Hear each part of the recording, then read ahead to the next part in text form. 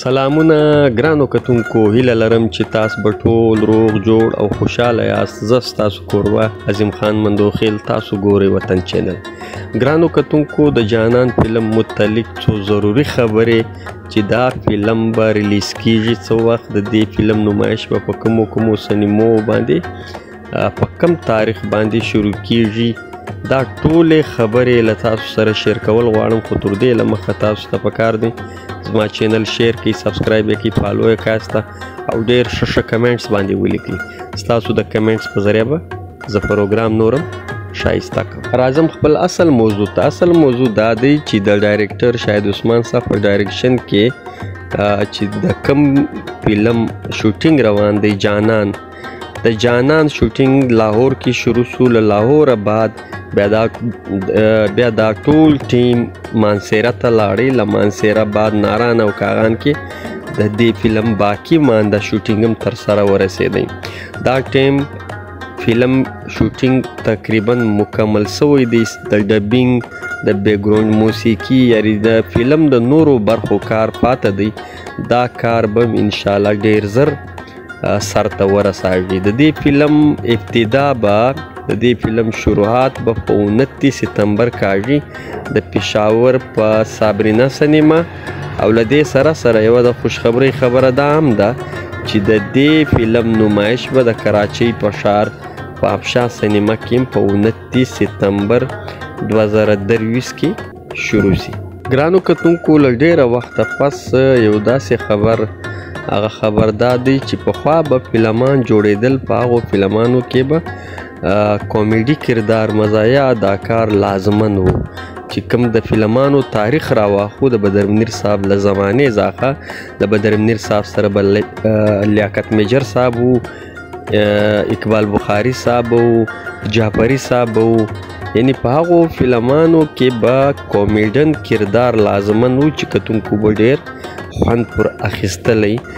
اوس په جانان فلم کې شاید عثمان صاحب یو کامیډین کردار هم اچولی دی چې هغه کامیډین کردار نادیه خیال ده.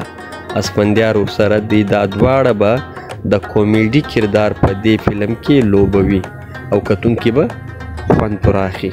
ګرانو کتونکو، لکه څنګه چې تاسو ته معلومه ده چې په جانان فلم کې به د ایرو مرکزي کردار جهانگیر خان جانی ادا کوي او ویلن به ورسره وي یو ځل بیا اصغر چیمه صاحب. اصغر چیمه په ملنګي فلم کې ډیر جاندار، ډیر مضبوط کردار ادا کړی وو. کتونکو ډیر ستایلی ولی.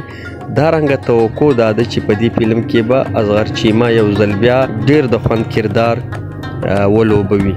په دې فلم کې له جهانگیر خان جانی او له اصغر چیمه صاحب سره سره دیدار ملتانی، عمران خټک، خالده یاسمین، اسفندیار، نادیه خیال او دا رنګه ډیر اداکاران به په دې فلم کې د خپل فن مظاهره کوي. په جانان فلم کې به تاسو د پښتو یو نامتو سندرغاړی، یو مشهوره سنگر د رحیم شاه په آواز هم په دې فلم کې ګانا ریکارډ شوی ده. هغه ګانا به هم کتونکي ډیر خوښه کړي. د فلم ایډیټر صاحبزاده صاحب دی او د دې فلم موسیقي شاکر زیب نوشروي صاحب تر سره کوي. د جانان فلم متعلق ډیرو مینوالو ما سره په واتس اپ باندې رابطه کړې ده. هغه دا وایي چې د دې فلم نمایش په کراچۍ کې وي او که به نه وي. لکه څنګه چې د دې ویډیو په سر کې ما خبره وکړه، یو وارې بیا دا خبره کوم چې په کراچۍ کې د دې فلم نمایش په 29 سپتمبر 2023 صدر افشا سینما کې کیږي.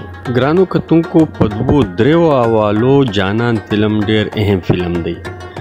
یوه حواله دا ده چې په دې کې یو ځل بیا اصغر چیمه د مرکزي ویلن کردار ادا کوي. دومه حواله دا ده چې دا په دې فلم کې به کلاشینکوف کلچر ختم شوی وي، یعنی دا به یو د مینې یو سوچه کهانۍ وي چې کتونکي به ډیر خوند په واخلي.